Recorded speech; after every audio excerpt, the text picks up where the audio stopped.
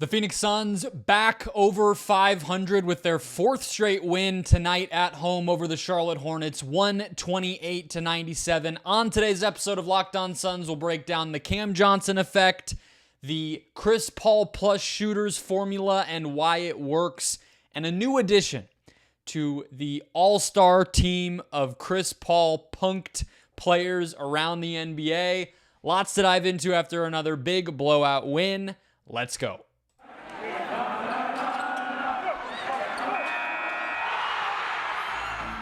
You are Locked On Suns, your daily Phoenix Suns podcast. Part of the Locked On Podcast Network, your team every day.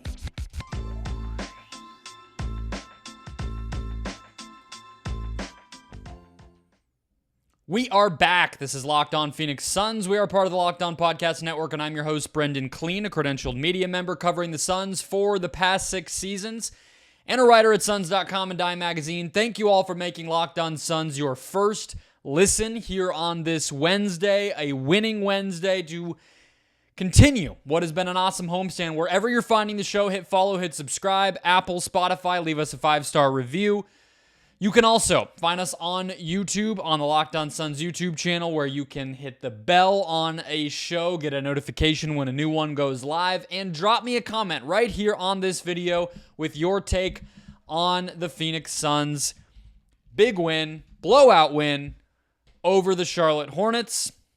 You can also follow along on Twitter, of course, as well, at Locked On PHX Suns, where you can give your 7 words or less game takes. We have at Justopian with Cam is him. We have at Shaked Up 12 with Shazam. Cam was hot, hot, hot. I love them all. We have at Rudy Baron 20 with they, period, don't, period, want, period, to see us healthy. Love it. Follow along on Twitter to get in on the post-game action with the 7 words or less game takes as well. Again, 128-97 was the final score. We're going to zoom in on the third quarter like we always do, starting with the moment of the game. In this case, it was the beginning of that third quarter, a 16-5 run that the Suns made that took the game from getting a little uncomfortable to fully out of reach. And I'll give you some numbers behind this blowout. Today's show, folks, brought to you by FanDuel Sportsbook, the official sportsbook of Locked On. Make every moment more when you visit the FanDuel.com sportsbook website. That's FanDuel.com/LockedOn today to get started. More from them later on in the show. Let us dive into this third quarter. First and foremost, I think you got to rewind a bit. This is a game where the Suns were up 36-15 after the first quarter. Then they were up, 58-47 at the half. So in that second quarter, Charlotte made a little bit of a push. They got Nick Richards off the court, which was beneficial. And then they made it a little tight, which is admirable. This is a team that has had some problems. The Suns come out of halftime. They go on what I already told you was a 16-5 run. And basically, they quiet down any question about what this game was going to be. So you had 5 points from Cam Johnson, including a big-time dunk in transition against Mason Plumlee, although Plumlee respectfully shimmied off to the side and out of harm's way here. 5 points from Chris Paul, a 3 from Mikal Bridges, which Cam Johnson assisted on, and actually looks like 6 points from Bridges. So it was just those 3 guys. 6 points from Bridges, 5 points from Paul, 5 points from Cam. That adds up to 16, and it ends with a timeout at the 7-minute and 49-second mark by the Charlotte Hornets. That was it.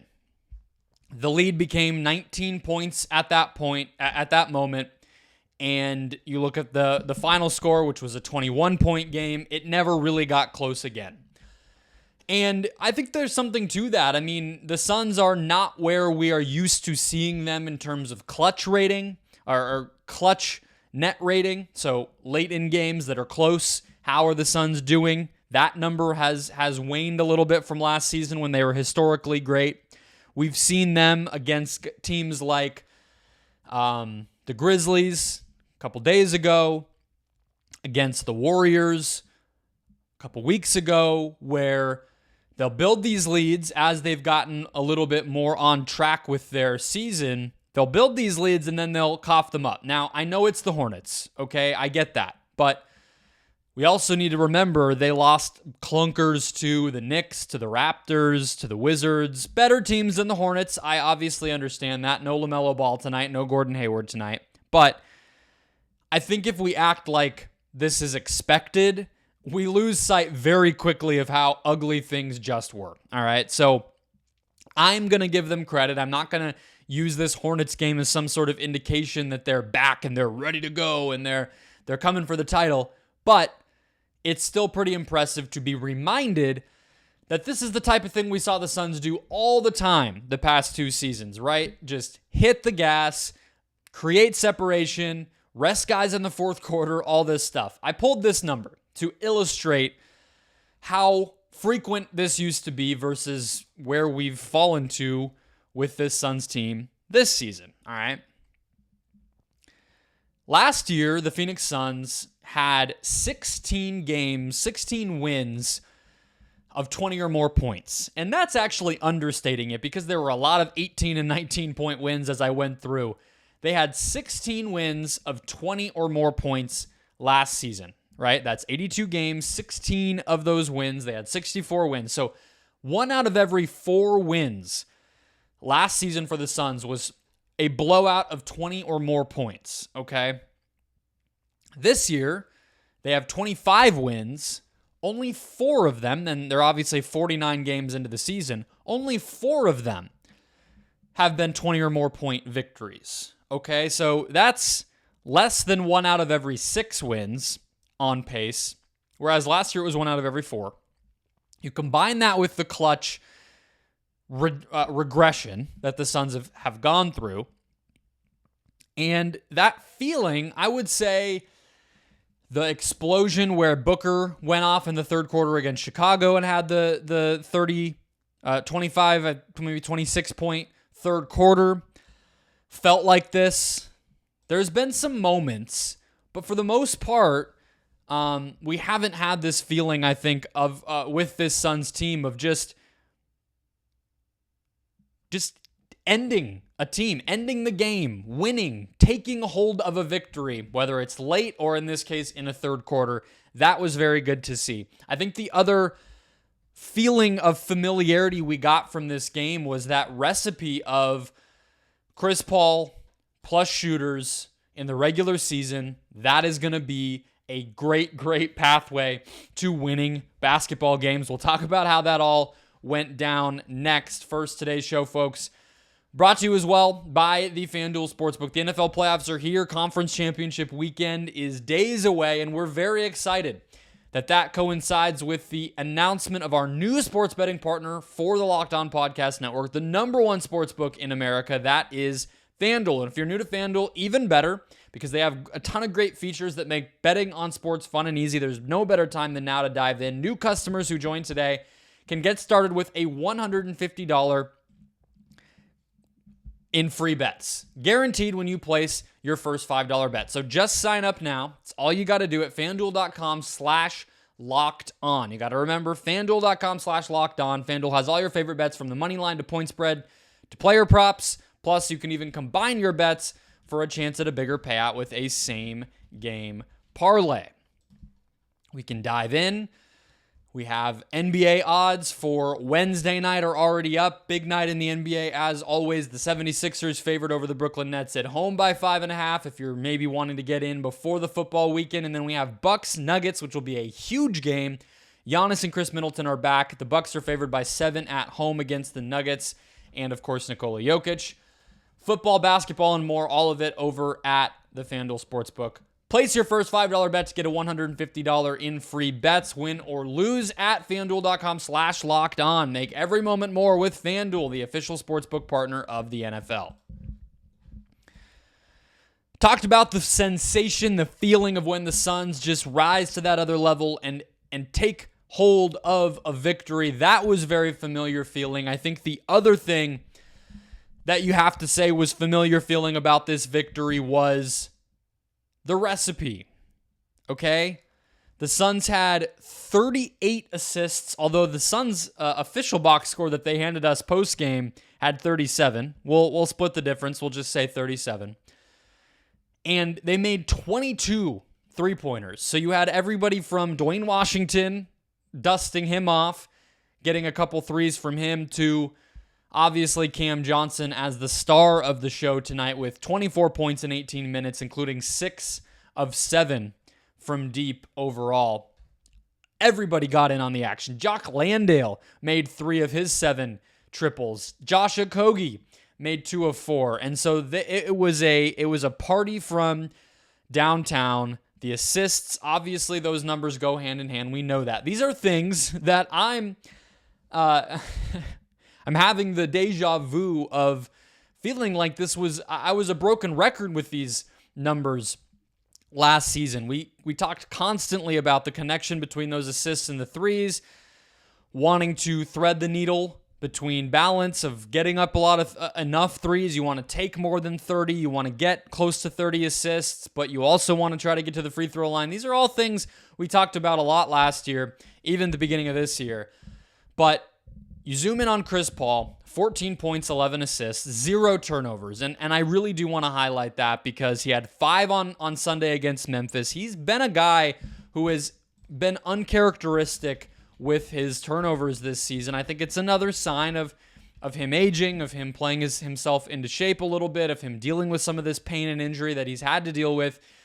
He is at 2.1 turnovers per game, which is lower than last season, but obviously he's playing a little bit fewer minutes. His turnover rate overall is lower than last season, but it's higher than his first season in Phoenix, and it's higher than his season in Oklahoma City. So maybe it is more of a couple of year-long trend, but nevertheless, very good to see when he has those 0 turnover games. You just create that much more of a layer that the opponent is going to have to get through to beat you when you're not making mistakes of your own. Jock Landale had 4 turnovers in this game. Saric had 3.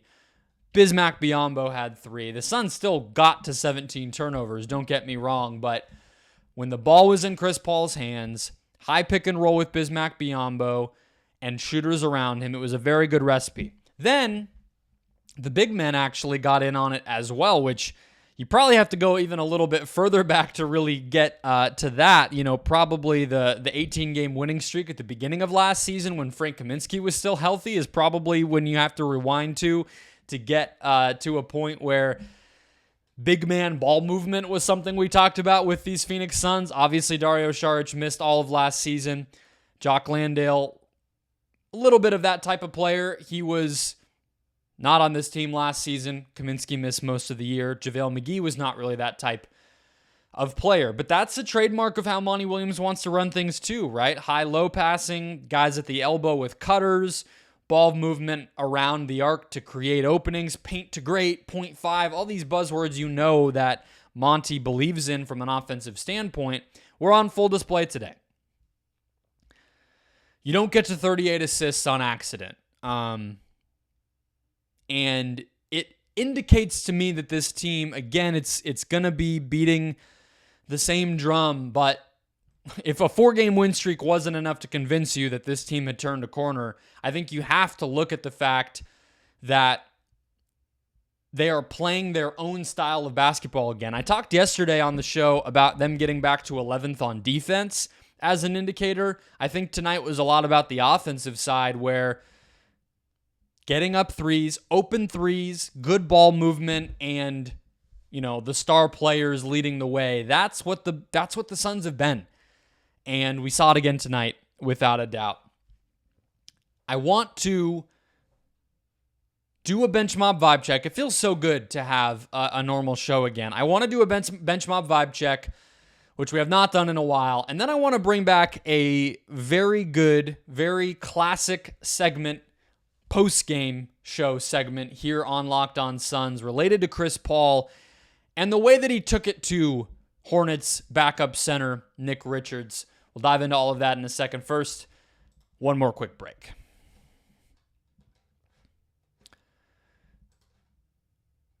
Bench mob vibe check here, starting with Cam Johnson. So just to take the pulse on where he's at. He did not play the first night of the back-to-back over the weekend in a win against the Pacers. He returned to the bench. He hasn't been on the injury report since then. So Sunday's game against Memphis, he was not on the injury report. Tonight, he was not on the injury report. I would expect that will be the same on Thursday against the Mavericks in a night game on TNT, part of this rivalry week that the NBA is doing. Nevertheless, he admitted he played 30 minutes on Sunday, and he admitted to some fatigue. Now, I think we have to talk about it in two ways, right? Is the knee in a good spot? Is he feeling any pain or injury risk with that? And then second to that is, how is his physical conditioning and, stamina? And I think that second thing is going to be the bigger concern. He didn't play basketball for a long time, and he had dealt with injuries in the beginning of the season here and there as well. I mean, we were only, less than a month into the season when he tore the meniscus. So he hasn't really been able to get going, get consistent. I'm playing this many minutes. I'm checking in at these times. I'm going to be doing this type of thing on the court. I mean, that's going to be pretty standard for him no matter what. But that type of integration is going to be the much bigger thing than the knee. Then on top of that, with Cam Johnson, you have a situation where, if you listen to what Monty's saying or you read what he's saying in some of these press conferences, you can read between the lines a little bit, and he is very clearly thinking about, how do we avoid another Cam Johnson injury, right? Because the kind of elephant in the room with Cam is, I'm not going to pretend like we all saw this specific injury coming, although he did have it in college too. But he's a player where anytime he gets to a pretty high minutes threshold, or he plays a lot of minutes, a lot of days in a row, he tends to come away hurt. Both of the past two seasons, he has entered the playoffs with injuries. He had some injury stuff in the preseason, at the start of the regular season, and then obviously kind of punctuated that with this meniscus. So Monty is balancing all of that as well, right? You don't want to put too much on him right away. You want to slowly build, but I think that there's going to be a lot more intention behind meeting benchmarks and proving his physical stability. And so I think that'll be a big part of what we see too, right? Okay, so 18 minutes. He rested the whole fourth quarter tonight because the Suns had the game in hand. Monty's probably not going to push him past 25 or so most nights. Monty talked about wanting to get to 27 to 28 in the high 20s as the next sort of stepping stone to be able to consistently play Cam in that range without it fatiguing him. And then he talked about in the low 30s being the next one. But they're not going to go past that just to win a game. I really don't think that they are. I think that they're looking at this as an opportunity to rebuild the physical well-being and stability and consistency of a player who has had a lot of problems with that. So that's where that is at. I think it's going to be something that is going to be a storyline for the rest of the season. The other part of the bench mob vibe check, Josh Okogie was the first man to check in. I think he's going to be a mainstay in this rotation, even when players get healthy. He played more than Torrey Craig tonight, played more than Damian Lee tonight, Ish Wainwright wasn't even in the rotation tonight for what that's worth. So Okogie, I think, kind of goes without saying. He's going to get some run, even when Booker, Payne, Shamet, Ayton all come back. The last thing on the bench mob vibe check is Dario Saric. Actually, let's switch over. I'll finish with Dario. Let's switch over to a new member of the Facundo Campazzo All-Stars. And longtime listeners will know exactly what I'm talking about here. Maybe less so for the shorter time listeners. Facundo Campazzo was the backup point guard for the Nuggets for a long time. 2 years, not a long time, I guess. He got run over, just embarrassed by Chris Paul the first time that they matched up. This isn't even about the playoff series, actually, because Campazzo didn't really play at that point. This is about the regular season that year, Campazzo getting absolutely embarrassed and owned by Chris Paul. And not just not being able to guard him, but this was Chris Paul, if you remember this game, guys, just he's doing the swing through, he's shooting over the top of him, he's shoving him. He despised Campazzo. And so this honorary title, Kristaps Porzingis has gotten on this list in the past. Tons of other players. This is an honorary title for a player who just gets a little embarrassed, a little scared, and that Chris Paul takes it personally to hand it to in the course of a game. And tonight, as I already said, goes to Nick Richards. Hornets backup big man, played with disappointing effort. I mean, I'm just a basketball fan. Like, I'm not here to bash Charlotte. I don't care about the future of the center spot on the Charlotte Hornets deeply enough to go about insulting anybody that plays that position for them right now. But just as somebody who's like, I want to see good basketball players play good basketball, Richards is a guy who effort and all that stuff has kind of plagued him forever. And it was just disappointing to watch how little. I know he got 3 blocks, but if you look at the box score, he was a team worst -18 of anyone who was in the normal rotation. Well, I should say, of the centers who played real minutes in this game, which were basically just Richards and Plumlee, and, later in the game, Kai Jones, JT Thor, Mark Williams got in there. They even had a little bit more success. Richards was a -18. So the Hornets got outscored by 18 when he was on the floor. They only got outscored by 6 when Plumlee was on the court. So he gets on there. He is the latest entrant, and that really shows you more about Chris Paul getting right than I think anything else, is the fact that he's back to taking no prisoners with his embarrassment that he can wreak on an opponent. All right, but that takes us to the final observation from the Bench Mob Vibe Check, where we just like to look at the second unit, but in this case, it's a lot more about injuries and who's getting back and who's playing and when and all that stuff. Dario Saric, we saw him close the game against Memphis as basically a center. Well, he was a center because Landale and Biyombo both fouled out. Tonight, didn't really get close at the end, obviously, and neither of those guys fouled out. But Dario played more minutes than Landale, more minutes than anyone on the bench not named Josh Okogie, and was very good.